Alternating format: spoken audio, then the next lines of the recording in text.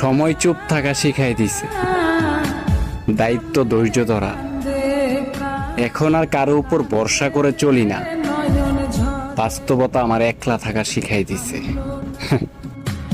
হৃদয় বিধিবে তুমি সদাই হইয়া ভাই রে আইন, নইলে আমার পরাণ যাবে জইলা তোরা কে যা গোড়া মন রে বোঝাই। শালার কিছু মানুষের জীবনে কখনো সুখ লেখা থাকে না, আর এমনটাই মনে হয় তাদের ভিতরে আমিও একজন, কান যার সুখের দেখা নাই, ঝদে দুঃখেই ভরা এই জীবন।